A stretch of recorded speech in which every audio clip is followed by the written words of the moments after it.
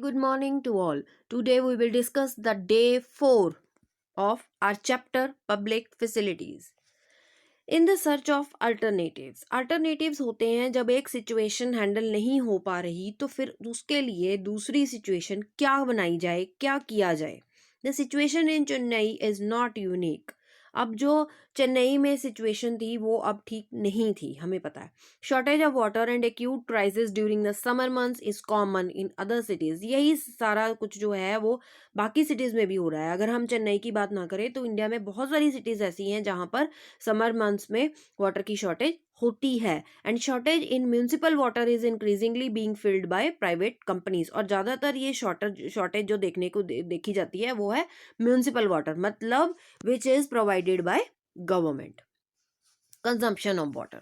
Who are selling water for profit. कौन लोग हैं जो अपने प्रॉफिट के लिए इस पानी को बेच रहे हैं. According to the urban water commission के अकॉर्डिंग जो हमारी एवरेज एक बंदे की वाटर कंजम्पशन है शहरों में वो है 135 लीटर पर 135 लीटर पर एंड मतलब 7 buckets. Okay. And slum areas में यह है 1 बकेट, मतलब उन लोगों को मिलता ही नहीं है. एंड लग्जूरियस होटल्स जो हैं बहुत अच्छे अच्छे, जो अमीर लोग हम कह सकते हैं, उनके लिए 80 बकेट्स. तो गवर्नमेंट का रोल क्या है. Shortage of municipal water is often taken as a sign of failure of the government. अब गवर्नमेंट इसको पूरा नहीं कर पा रही, इट मीन्स वो अपने काम में फेल हो गई है. तो government is unable to supply the amount of water that is needed and municipal water departments are running at a loss. अब गवर्नमेंट इस चीज को पूरा नहीं कर पा रही उनकी जरूरतों को, और वाटर जो डिपार्टमेंट्स हैं वो लॉस में जा रहा है. Through out the world water supply is a function of government. सारी दुनिया में ये जो फंक्शन है वाटर सप्लाई का वो गवर्नमेंट ही करती है.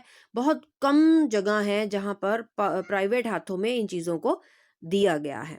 There are cases of success in government water departments. हाँ, वहाँ पर कई अच्छे केसेस भी हैं जहाँ पर वाटर डिपार्टमेंट में गवर्नमेंट को सक्सेस मिली है. The water supply department in Mumbai raises enough money. Water supply जो डिपार्टमेंट है मुंबई में स्पेशली, उन्होंने बहुत सारे पैसे बढ़ाए हैं, बहुत एक्सपेंसिव कर दिया है वाटर सप्लाई को. हैदराबाद में the department has increased coverage and improve performance in revenue collection. उन्होंने हैदराबाद में भी अपनी परफॉर्मेंस बहुत अच्छी दिखाई है, पर रेवेन्यू कलेक्शन उतना ही बढ़ा भी दिया है गवर्नमेंट ने.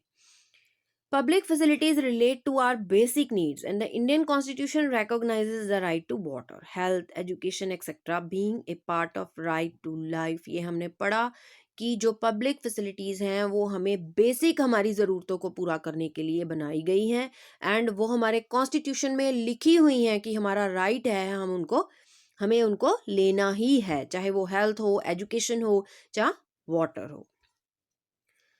Thus, one of the major role of the government is to ensure adequate public facilities for everyone. इसीलिए गवर्नमेंट को क्या करना चाहिए. सबसे पहला रोल उसका यही है, एडिक्वेट जितनी वाटर सप्लाई है, जितनी पब्लिक फैसिलिटीज लोगों को चाहिए, इंश्योर करे कि उतनी प्रोवाइड हो रही हैं.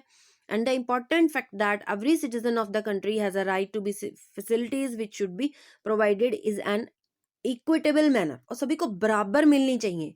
ये नहीं कि एडिक्वेट सप्लाई हो रही है और किसी को मिल रही है और किसी को बहुत ज़्यादा मिल रही है, ऐसा भी नहीं होना चाहिए. इक्वल डिस्ट्रीब्यूशन होना चाहिए इन पब्लिक फैसिलिटीज़ का, इन चीज़ों का, ताकि सभी लोगों को बराबर मिल सके. So student, your today's assignment is, do you think water in Chennai is available to the affordable by all?